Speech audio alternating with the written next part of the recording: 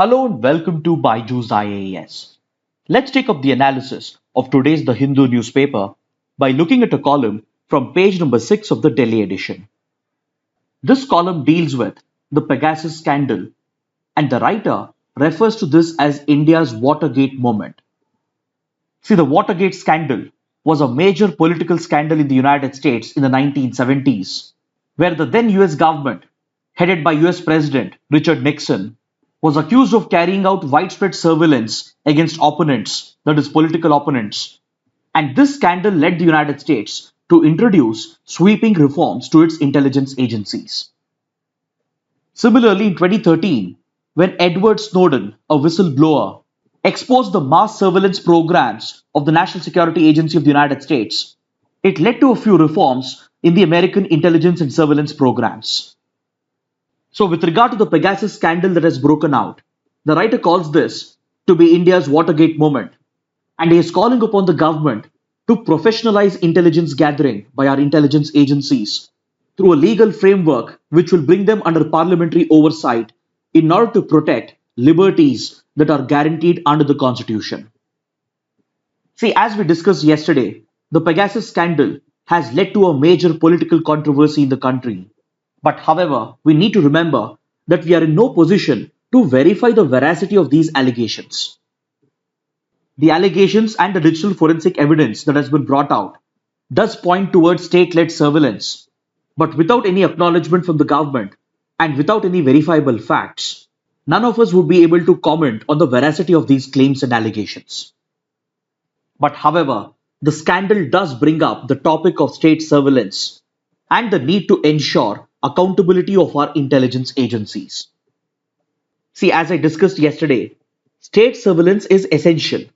It is very much needed for defending and protecting the country's national security. But this need for surveillance has to be balanced with the liberties that are guaranteed under the Constitution. There is no doubt that protecting national security is absolutely important if we have to first enjoy these liberties that are guaranteed by the Constitution. The Constitution guarantees us various liberties, such as right to free speech, right to thought and expression, and as well as the right to free press and right to privacy. But if these liberties have to be enjoyed by the citizens, then in the first place, national security has to be protected. And in the interest of the country's national security, a limited amount of state surveillance is absolutely essential. But at the same time, if state surveillance is unchecked, if the intelligence agencies carrying out surveillance, if they are not accountable under law, and if there are no checks and balances in the system, then it will most definitely lead to excessive surveillance, where the intelligence gathering capabilities of the intelligence agencies will be misused by the political masters to freely trample upon the liberties that are guaranteed under the Constitution.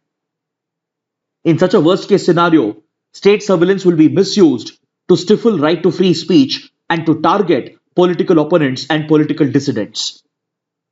So it's very important to strike a balance between the national security needs and the need to protect liberties, as this forms the very bedrock of a constitutional democracy. With regard to this debate, the writer provides a very interesting analogy. He compares state surveillance with salt. He says that state surveillance is just like salt, which is essential for the human body in the right quantity, but anything less or anything more will have disastrous consequences. So, according to the writer, a small amount of state surveillance is needed to protect the national security interests of the country, but it shouldn't come at the cost of violation of our liberties.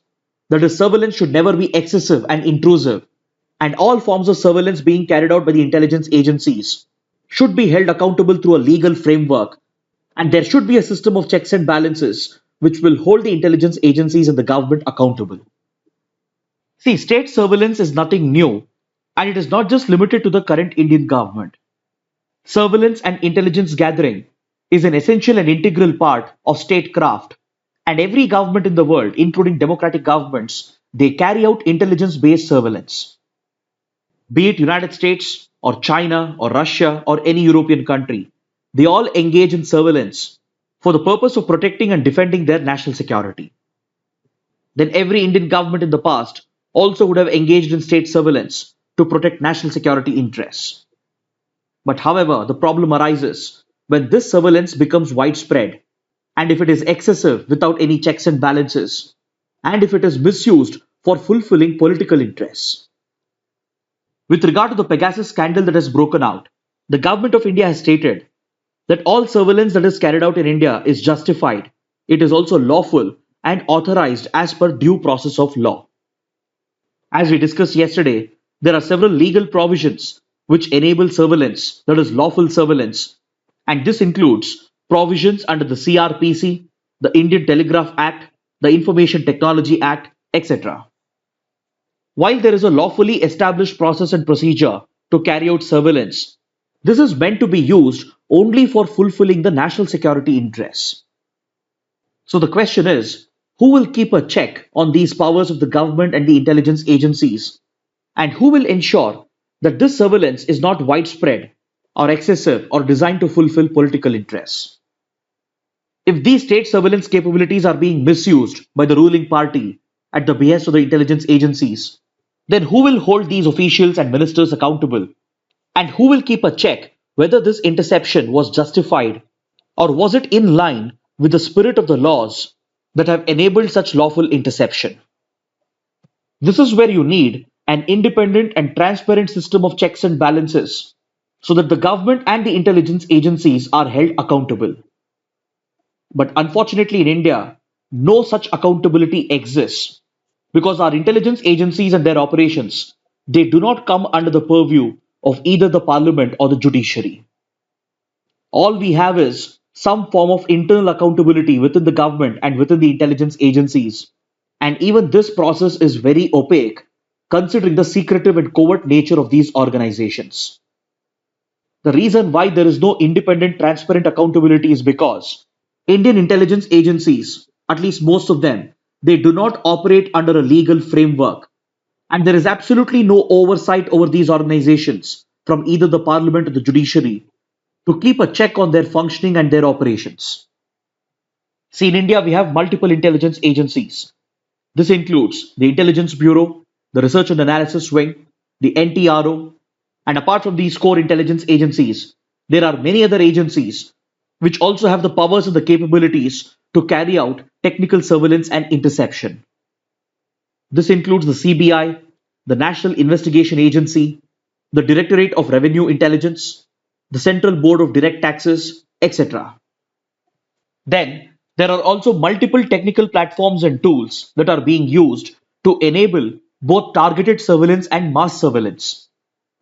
We have recently created platforms such as CCTNS and NatGrid, where the crime and criminal tracking network system integrates all the police stations and brings them on a single network. The NatGrid or the National Intelligence Grid, on the other hand, integrates all the databases in the country, which in turn is made accessible to these intelligence agencies. Then reportedly there are platforms such as Netra and CMS, which stands for Network Traffic Analysis, a mass interception tool developed by the DRDO and other technical agencies. And we also have the CMS or the Central Monitoring System, which is also reportedly used for carrying out mass surveillance and targeted surveillance. But however, if you observe closely, many of these agencies are not even intelligence agencies when you strictly look at them as per the definition of intelligence agencies. CBDT, for example, is a taxation authority, and yet it has been given the powers and the capabilities to carry out surveillance and interception. In fact, we do not have complete clarity as to how many such agencies have been empowered to carry out interception and surveillance, because the government itself has been presenting conflicting data with regard to this. In 2014, the Ministry of Home Affairs had informed the Parliament that 9 central agencies and the DGPs of all states were empowered to conduct interception as per the Indian Telegraph Act. Then later in 2018, the central government again said there are 9 central agencies along with 1 state agency which has been authorized to conduct interception and surveillance under the IT Act. Then we also have the Intelligence Organizations Act, which was brought out to restrict the civil liberties and freedom of intelligence agency employees in order to protect the agency secrets. This act has only listed 4 agencies as intelligence agencies, whereas under the RTI Act, 22 agencies have been exempted from the provisions by listing them as intelligence and security organizations. So it is not completely clear as to which entities constitute the legally authorized intelligence and security agencies to conduct interception. Then, more importantly, if you look at the core intelligence agencies of India, like IB, RAW, and NTRO, none of them have been established through law. These intelligence agencies have not been set up through a parliamentary act. Instead, they have been constituted through executive orders of the government. So, this makes these agencies solely accountable to the government of the day, and there is absolutely no parliamentary oversight over their functioning. Now, according to the writer, this goes against the ruling of the Supreme Court in the landmark K.S. Puttaswamy case of 2017. In this landmark judgment, the Supreme Court upheld right to privacy as a fundamental right under Article 21. That is, the Supreme Court interpreted right to privacy as an integral part of right to life under Article 21. And it said that the state could breach the privacy of the citizens only if such breach of privacy is justified on the basis of three tests. One, any such breach of privacy by the state should be authorized by law. That is, any invasion of privacy should be justified, and any invasion of a citizen's privacy should be done only under a legal framework. So, legally speaking, this order of the Supreme Court should make our intelligence agencies unconstitutional because neither IB nor RAW nor NTRO have been set up through a law, and there is absolutely no legal framework that guides their functioning and operations. Amongst these agencies that I have listed, very few have a legal framework. For example, the NIA has been set up through the NIA Act. Then the Narcotics Control Bureau also has a legal framework. Whereas for agencies like IB, RAW, and the NTRO, there is absolutely no legal framework. Because these organizations have not been set up under any law, but instead they have been set up through an executive order of the government, and hence they are accountable only to the government. So since the Supreme Court had ruled in the K.S. Puttaswamy case that privacy can be breached only under established legal mechanism, any interception by these intelligence agencies becomes unlawful and unconstitutional. Then also the Supreme Court had said that privacy can be breached by the state only when it is absolutely necessary and only when it is proportionate. That is, state surveillance will be justified when surveillance is being used as the last resort only when all the other routes and alternatives have been tried and tested, and only when the extent of surveillance is proportionate to the national security threat that we are dealing with. So any breach of privacy by the state should satisfy the test of necessity and proportionality. Then by looking at the targets of this surveillance program, one can easily conclude that in many cases the surveillance was not on national security grounds, but was clearly on political grounds. There are many other instances in the past as well, where state surveillance has been misused by the central government and as well as by the state governments for political reasons, which in turn ends up stifling liberties guaranteed under the Constitution. The third test laid down by the Supreme Court in the K.S. Puttaswamy case was that for privacy to be breached, a legitimate state interest has to be shown and proven by the state. Only when the national security of the country is threatened, only when stability of the government is in question, and if the government stability is being undermined through external intervention, only in such dire circumstances of national security can state surveillance be used. But clearly, we can bring up many examples to show that this is not the case. And there have been several instances where our governments are known to misuse the intelligence apparatus to fulfill their political interests by targeting their opponents and their dissidents, which leads to a chilling effect on liberties which are guaranteed under the Constitution. So in this context, the writer makes a strong argument for bringing greater accountability to our intelligence agencies to ensure that their surveillance capabilities are not misused. And to make this happen, what we need is independent oversight either from the parliament or from the judiciary. The common practice in most democratic countries is that there is parliamentary oversight over their intelligence agencies. The elected representatives are given oversight powers over intelligence agencies to ensure a system of accountability and to put in place a system of checks and balances. For example, if you look at the United Kingdom, their intelligence agencies, such as the MI6 and the MI5, They are accountable to the British Parliament. There will be parliamentary standing committees on intelligence, which can hold the intelligence organizations accountable in case of any violations by the organizations. Then, even in the United States, their intelligence agencies, such as the CIA, the NSA, and the others, they are accountable to the Senate and the House of Representatives. And there is even a Senate Standing Committee on Intelligence, to which the intelligence agencies are answerable. So, on similar lines, in India as well, a legal framework is needed to govern the functioning of our intelligence agencies so that parliamentary oversight can be established. In this regard, several attempts have been made in the past. For example, in 2010, the then Vice President of India proposed a legal basis for ensuring effective and accountable functioning of our intelligence agencies. He had even recommended the creation of a parliamentary standing committee which could exercise oversight powers over these intelligence agencies. Then in 2011, the then Cabinet Secretary, who is the highest ranking civil servant to the Government of India, had questioned the interception powers given to organizations like the CBDT. The Cabinet Secretary had pointed out that a taxation authority such as CBDT cannot exercise interception and surveillance powers as it is in contradiction to the orders of the Supreme Court. But despite these observations and recommendations, the surveillance capabilities of the CBDT has continued.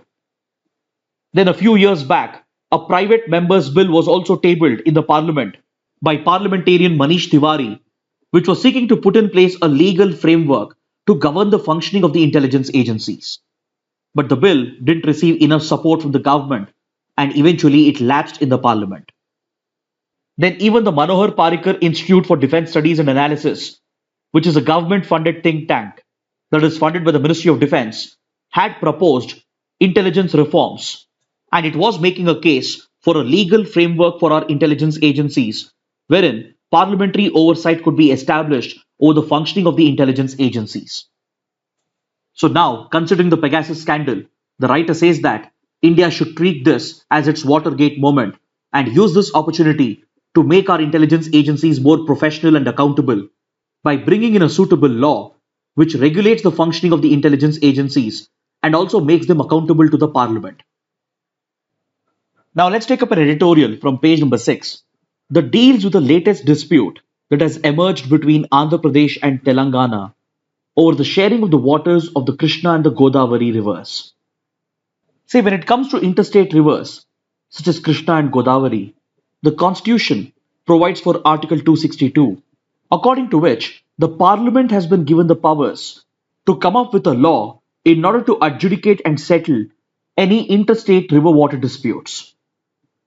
Accordingly, the Parliament has enacted the Interstate Water Disputes Act of 1956, which provides for the establishment of a tribunal by the central government to resolve these interstate water sharing disputes, and it also empowers the Parliament to keep out the judiciary, that is the Supreme Court, from looking into these disputes.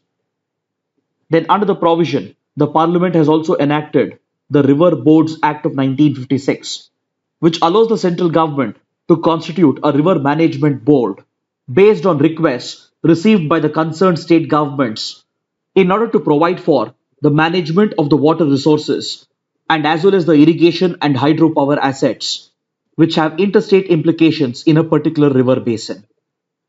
So accordingly, for the Krishna and the Godavari river, after the issue of water sharing was settled by the respective tribunals, two separate river management boards have been set up.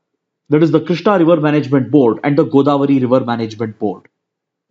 But before 2014, in United Andhra Pradesh, several issues persisted with regard to the sharing of waters of the Krishna and the Godavari with different regions of the state. These internal issues of United Andhra Pradesh became one of the factors which pushed the state towards bifurcation, and it was one of the grounds on which the Telangana movement was based upon. Eventually, United Andhra Pradesh was partitioned and divided into two new states, that is Andhra Pradesh and Telangana, as per the provisions of the Andhra Pradesh Reorganization Act of 2014. Within this law, the water sharing issues were resolved as well, and accordingly, it provided for the establishment of an apex council in order to oversee the functioning of the river management boards. Because it was felt by the center that there was no need to revisit the tribunal awards. But the only requirement was the efficient and fair administration of the waters of the Krishna and the Godavari river, and for this purpose, to oversee the functioning of these river management boards and ensure that justice was done to both Andhra Pradesh and Telangana, an apex council was set up.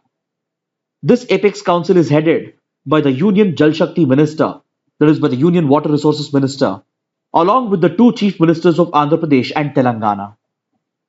This apex council exercises powers over the river management boards of Krishna and Godavari River.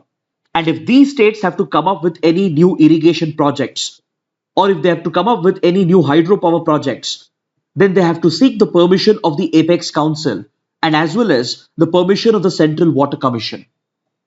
But even after making these arrangements in the Andhra Pradesh Reorganization Act, the two states didn't put an end to their water sharing disputes, and both the sides kept on escalating issues one after the other. The central government, meanwhile, also had to be blamed for this, because even after 7 years after the bifurcation of Andhra Pradesh, the Union Ministry of Jal Shakti was yet to notify the jurisdiction of the river management boards. So, without clearly defining the jurisdiction of the Krishna and the Godavari river management boards, the centre left open an opportunity for either of the states to pick up disputes and turn these issues into political controversies. So recently, Andhra Pradesh and Telangana proposed a set of new projects, and the inherent political rivalry between the two state governments led to a competition of sorts between the two states, where both the sides were proposing one project after the other, which was seen as a threat to the interests of the other state. Following the emergence of these disputes, Telangana had even filed a petition at the Supreme Court, and it was threatening to drag the centre and Andhra Pradesh to court, thereby escalating this constitutional crisis with regard to centre-state relations. But now, the centre has finally stepped in, and after it convinced Telangana to retract this petition filed at the Supreme Court, the Union Ministry of Jal Shakti has finally notified the exact jurisdiction of both the Krishna and the Godavari river management boards to ensure that the board will function in a fair manner and provide for final guidance with regard to the management and utilization of these water resources. But this central jurisdiction of the river management boards doesn't mean that the state's jurisdiction is being compromised. Because see, under the Indian Constitution, water is a state subject. The centre's jurisdiction arises only in case of interstate water disputes. So the two states will continue to enjoy their own jurisdiction, especially with regard to water projects, that is irrigation projects and power projects, and the jurisdiction of their respective water and irrigation departments will not be touched. But as far as the overall management of the river basin is concerned, the decisions of the River Management Board will be full and final, and the centre has a responsibility to ensure that these boards will function in a fair manner to both the states in order to end this animosity and rivalry between the two states. So now that the issue is being resolved with the notification of the jurisdiction of the river management boards, the editorial is expecting the state governments, especially the Telangana government, to move away from this hostile approach and instead utilize its jurisdiction and the powers vested to them by the Constitution to focus on water conservation and energy efficiency projects in order to bring socio-economic benefits and welfare to the backward regions of both the states, such as the dry and arid Rayalaseema region. Then the editorial also calls upon the centre to consider implementing the concept of river basin organizations in order to avoid these disputes altogether. See, right now, under the current constitutional scheme of things, water being a state subject gives the states their own jurisdiction with regard to management of water resources, and the centre has been given a role only in case of interstate river disputes. But such narrow divisions of responsibility has ended up neglecting the overall health and well-being of the river basin. Because see, rivers do not recognize any geographical boundaries and state boundaries. The health of the Krishna River in Andhra Pradesh is linked to the health of the river in Telangana. Similarly, if you look at other river basins, be it the Brahmaputra or the Ganga or the Kaveri River, the overall health and well-being of these river basins is not defined or restricted by state boundaries. So such state-wise division of responsibilities has led to the neglect and lack of coordination with regard to the protection of India's rivers, thereby resulting in the deteriorating health of our river basins. Hence, there is a proposal at the national level to implement the concept of river basin organizations, wherein the central government and the concerned states will all come together under one single river basin organization to govern and manage each river basin so that the water resources can be equitably allocated to all the states while promoting coordination amongst the center and the state governments with regard to ensuring the health and well-being of the river basin. Now let's look at this article from page number 8. The Supreme Court, in a landmark ruling, has struck down a few parts of the Indian Constitution which were added through the 97th Constitutional Amendment Act of 2011. See, this constitutional amendment was enacted in 2011 and it came into force in 2012, and it was related to cooperative societies in the country. It dealt with issues related to effective management of cooperative societies, which until then was solely under the jurisdiction of the state. See, the subject of cooperatives, its management, its regulation, was entirely under the state jurisdiction, but this constitutional amendment sought to provide the center a greater role, and since then it had been a source of dispute between the center and the states. That is the reason why even the recent decision of the center to establish a new Ministry of Cooperation was seen as controversial by few state governments because they were questioning the center's jurisdiction over the subject of cooperative societies. This constitutional amendment introduced Part 9b to the Constitution, consisting of Articles 243ZH to 243ZT. So, by enacting this constitutional amendment and by introducing this new part of the Constitution, the Parliament essentially had stepped into the domain of the state legislature. So, in this ongoing case, the Supreme Court has recognized that the Indian Constitution provides for a quasi-federal setup where there is a clear unitary bias in favor of the center. But this doesn't mean that the federal powers enjoyed by the states can be eroded by the center or the parliament, because in certain subjects, states have been given complete supremacy where the state governments and the state legislature enjoy exclusive powers.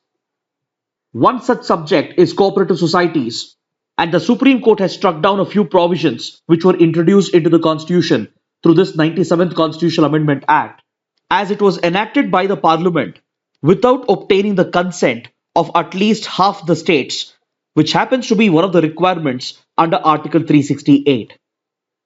Because Article 368, which provides for constitutional amendment, clearly states that on subjects which are affecting states' jurisdiction, the constitutional amendment will have to be enacted not just with a special majority, but it will also require the consent of at least half the state governments. This consent was never obtained for the 97th Constitutional Amendment Act, and hence those provisions of Part 9b, which were seen to be eroding the powers of the state legislature and the state government over cooperative societies, has been struck down by the Supreme Court. But also please remember that when it comes to multi-state cooperative societies, then the center and the parliament enjoy regulatory powers and jurisdiction because multi-state cooperatives fall under the union list.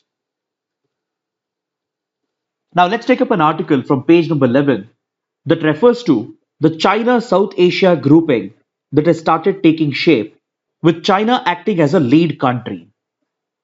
Just a couple of weeks ago, China established the China-South Asia Center in the southern Chinese city of Chongqing, and by working with few South Asian countries such as Afghanistan, Pakistan, Bangladesh, Sri Lanka, and Nepal, these 6 countries have agreed to establish the China-South Asia Emergency Supplies Reserve, along with the Poverty Alleviation and Cooperative Development Center. This initiative between China and these South Asian countries is primarily focused on the management of the COVID-19 pandemic and supply of vaccines, as China has become a key supplier of emergency supplies and COVID-19 vaccines to all these countries. Along with this, the grouping is looking to focus on trade and economy and as well as connectivity in order to tackle the challenges of poverty in these South Asian countries through cooperative development being provided by China. This grouping, which has begun to take shape, excludes India and Bhutan and Maldives, and this has led to concerns that the grouping has been designed to exclude India in South Asia and isolate Indian influence in the region. But the Foreign Minister of Bangladesh has rejected these allegations, and he has stated that this group was never meant to exclude India and India is free and welcome to join the grouping if required. But strategic experts have argued that India would never consider joining this grouping, primarily because of its ongoing border tensions with China, and also because of India's primary role in the SAARC grouping, which happens to be the primary regional organization for South Asia. So India would never like to cede this primary position in South Asia by considering joining a China-led grouping, which could end up undermining the significance of the SAARC grouping. Now let's look at the mains practice questions. The first question: examine the need for legislative accountability and parliamentary oversight over Indian intelligence agencies. The second question: Andhra Pradesh and Telangana must focus on water and energy efficiency rather than on new projects. Analyze in the context of the recent interstate water dispute that has emerged between the two states. Kindly write an answer to these questions and post your answers in the comment section below. So this concludes our discussion for today. Thanks for watching.